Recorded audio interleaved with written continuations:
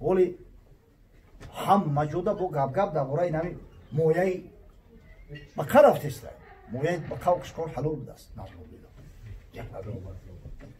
با کسایی میگن که دعوا میکنن که ما حنفی نگی یگان کتابی ما استثنا نیست کتابای فقهی ما 6 چیز دیگه را مکروه میدونن این از من دیگه مکروه با همون 6 چیز نمبر کرده است حضرت الذکر والانثیین والقبول والغدة والمرارة والمثانة مقصد که ذکر همون اولاد مردی بقره انثیین مویه هاشه خب قبول اگر موده باشه همون دای دیوانه شه غده بیز میگن که این همه ژلزه شخصانی که در شهر مسکو هستند می توانند حجامه بگیرند. حجامه برای تمام دردان شفا است. الخصوص سحر و جادو، حسد، چشم، بیماری های قلبی، پرخوابی، بخوابی، بی‌اشتهایی، درد معده و دیگر دردهایی که جسم شما را اذیت می‌دهد. می توانید در رقم های روی اکران بوده زنگ زنید و حجامه بگیرید و خود را از درد و رنج با اذن خدا رهایی بخشید. در منطقه خراسان ایران، هندوانی در بلخ، این مردکان در همون عصر زمان کسی خطی یا گپ زده نمیتونست. همه را سفته کردن. بین فرض بین واجب فرقش گفتن. علتش چیه؟ فقط همون خیلی. یک عملا یک چیه؟ نه که ای نظری نظریه بگیری، ای فرض تو واجب خیلی فرقه. کسی واجب را انکار کنه، حکم به کفرش نمیکنه، هیچ نمیگن. بعضی آدم هستن که واجب سنت هم گفته است. یا حتی همین ویتری واجب سنت گفته یا. نه که فرض که اتفاقی کسی اگر انکارش کنه یا بگه که این فرض نیست که کافر میشه. سنت یگم مستحبش بگه. پس بدست کو فرق در عقیده بدست کو. اگر چندی در عمل حکمی هر دش یک گای. فرض هم ترک کردی قضا واجب میشه و واجب هم ترک کردی قضا واجب میشه. این نازکی و موشکافی ها در اصول فقه های. ایتا مخچه پرک تخچه پرک نمیشه. اما مثال علمای اربعه از امام اعظم ابو حنیفه را میرن روایت کردن، ای شافعی را روایت کردن. میگه قول صواب یحتمل الخطا و قول غیر الخطا یحتمل الصواب. گپی من درسته، درستش میشمارم. نه که امکان داره که من خطا کنم میگم. در صورتی که قول غیر من سپر میگه خطا ای نزد من. نه که امکان داره که او درست بوده. چرا میگن چهار مذهب حقن؟ منوش میای. چهار مذهب حق منوش نیست که یا مسئله را یا مذهب گیرم یا مسئله را رو را سیاه کنم همه را جزیر کنم. نه، هر مذهب حقی، به همون اصولش حقی، به همون تشریعش حقی، به همون ادلهش حقی. یک آدم به درجه تحقیق رسید، اگر به شرط همین فرقی بین همین را بدونه از اصول آگاه باشه، حق داره که از یک مذهب به مذهب دیگه بگذره. اینا مثلا دید که مذهب امام شافعی در نظرش میتونه که این مدلل‌تره، دلیلی بیشتر داره، میتونه که مذهب امام شافعی را قبول کنه. در تاریخ همین طور شده. بله. اینا مثلا همین سلطان محمود غزنوی، حنفی مذهب، پدرش سبکتگین حنفی مذهب، باش البتگین حنفی مذهب، میگه محقق و طالب کلام بود. در همین عصر سلطان محمود حقیقتا علمای مذهب شافعی بسیار با اوج ترقیات رسیدند، بسیار با قوت شده بودند. امام الحرمین ولی بعد همون نتیجهش در همین سیمای غزالی پیدا شد. همین امام غزالی بعد بیانگوی همین مذهب شد. گرفت تحقیق کرد، مذهب امام شافعی درگذشت. در عصر این زمان بعدی بخاری و مسلم همیو بگیم، راویای اتباع تابعین، یک عالم بود با نام ابو جعفر طحاوی. این مرد تمام خانواده‌اش همش پیروای شافعی هستند.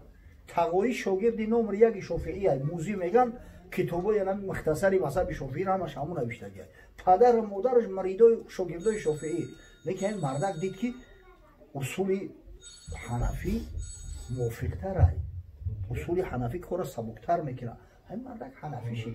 در مذهب ما مجتهد است در مذهب. میگه هر کسی که به حد تحقیق نرسیده حق این کار کردن نداره. دعوا کردن هم نمیتونه. چی خیلی میکنه. یک زمانی در دوره المنصور халифаи дуюми аббосӣ ҳамин Алмансур худаш имом Молика дӯст медошт, пайрави имом Молик буд. Тамоми хонаводааш дар ин мазҳаби имом Молик буданд. ҳамун шаб рӯзо имом Молик муваттаъша навиштааст, Алмуваттаъ. гуфт ки ҳамин Қуръонаву Алмуваттаъ бисёр бинависед. Котиборо бигӯед бинависанд, нусхаро бардорӣ кунанд. Дигар тамоми китобу ман. Ягон китобро рухсат надид. Ягон чизи дигар намонад. дар тамоми хилофат фақат ба Қуръон амал карданд, китоби Алмуваттаъи имом Молик. имом Молик пешиш омад. гуфт ла тафъал ё амиралмуъминин. ай амиралмуъминин ин кора накун. فإن أصحاب رسول الله صلى الله عليه وسلم تفرقوا في الأمصار وكان عند كلهم علم. این صحابه پیغمبر بعد وفات حضرت در شهرها 5 شدند. بعضیش مصر رفت، بعضیش شام بود، بعضیش در عراق بود، بعضیش در خراسان بود، بعضیش در حجاز بود. هر کدومش از پیغمبر علم گرفتگی است. همون علم به مردم رسوندن. مردم همون روایت ها را قبول کردگی است. تو فتنه میدوزی. این کارا نکنو. این فقه من گفت فقط فقه مدنی است. حقیقتا فقه مدینه همین تکیهش استنادش بیشتر میره به عبدالله ابن عمر میرسه. اینا فقه حنفی، این فقه کوفی است. این فقه میروه همین دلیلو میروند به عبدالله ابن مسعود و حضرت علی میرسند. اینا فقه امام شافعی فقه مکی است.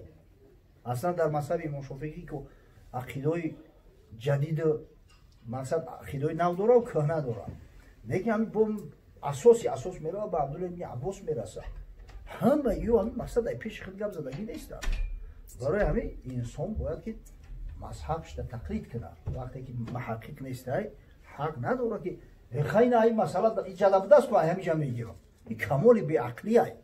این دیگه با شریعت عمل کردن نه، به هوای نفس عمل کردن میشه. تصور کنه که زده است یا باش خوابش برده است میخیزه خشش نمیته تورات کنه. این خیلی میگه اینه در مذهب امام خود تورات نمیشکنه که میخونه باشه.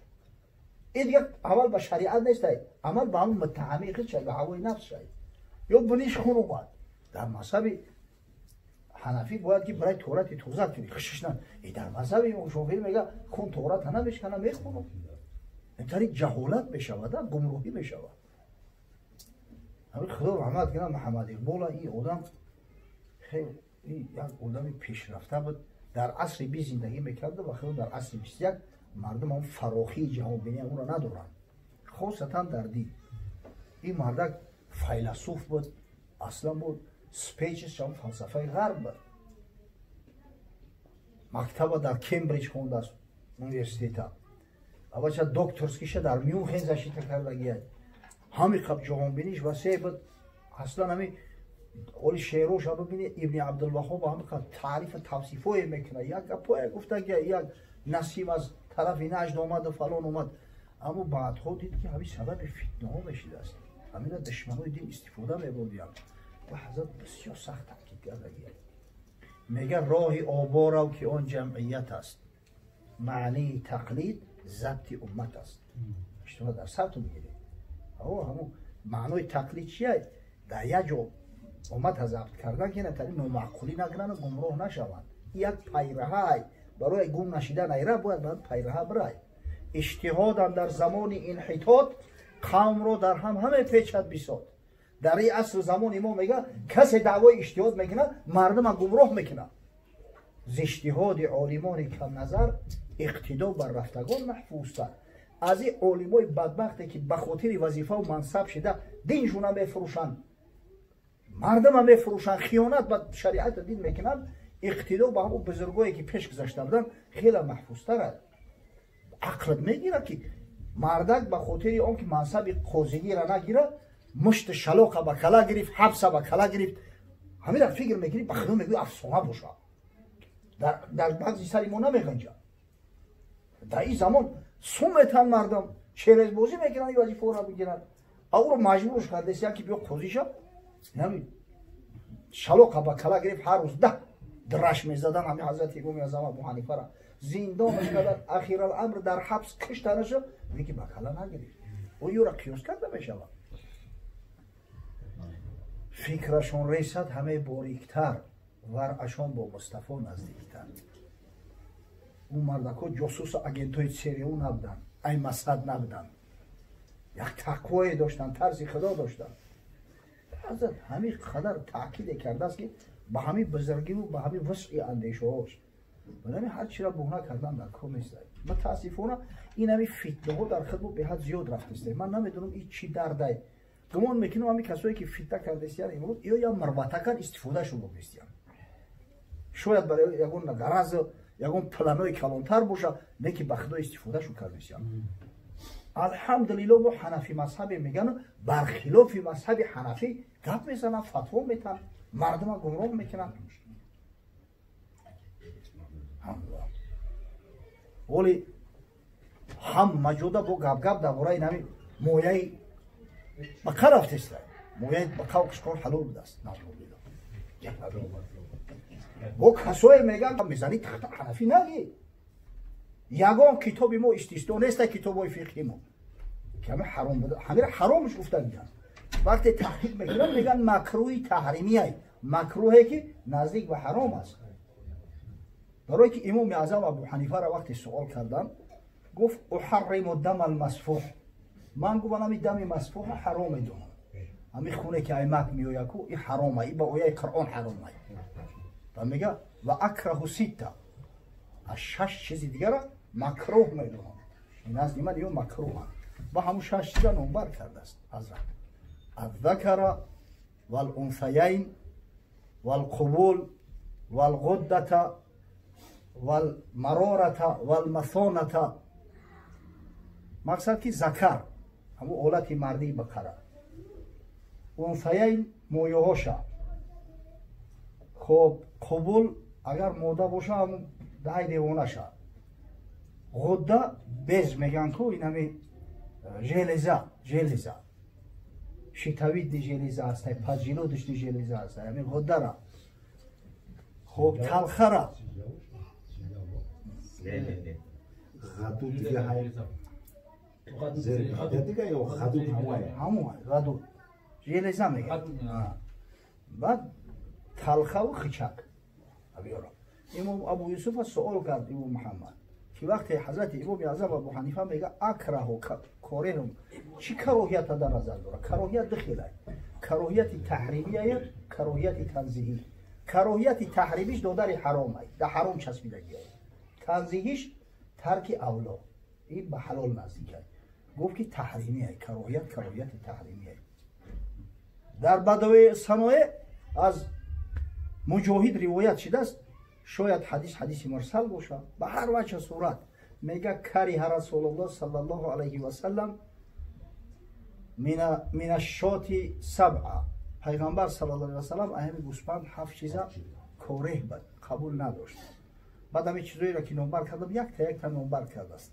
الذکر والانثیین والقبول والغدة والمرارة والمثانة و نهایت 7 میگه و دم المسفوح. صاحب کتاب امام کوثانی میگه که مادام که در همه آخر می دم مسفوح که حرام است و با قرآن ثابت است گرفت در او چسبون، همین خودش دلالت به اون میکنه که همین 6 چیزی نمبر کرده است، همش مکروه تحریمیه. چی درد دارن من نمیدونم آخی. همین کثافت به همین که مویه را بخره تو خیال میکنی که خدمتی در دین میکنی. خیلی بگو که در دیگه مذهب درسته، حنفی نگی، از نوع مذهب حنفی گفت نزن. چند دید میپورا بخور توکلت بخلو. انا عجیب ده، گمان میکنم که این مروته کن، همین مروته کارا کسی استفاده با بیسته. خدا کنه که دعوا میکنیم مذهب در مذهب مستقیم باشیم، خیانت در مذهب نکنیم. برای که الان خیانت در مذهب اخیر میروه خیانت در دین هم میشه. در حیات دیدیم، در بسیار دیدیم این کارا را.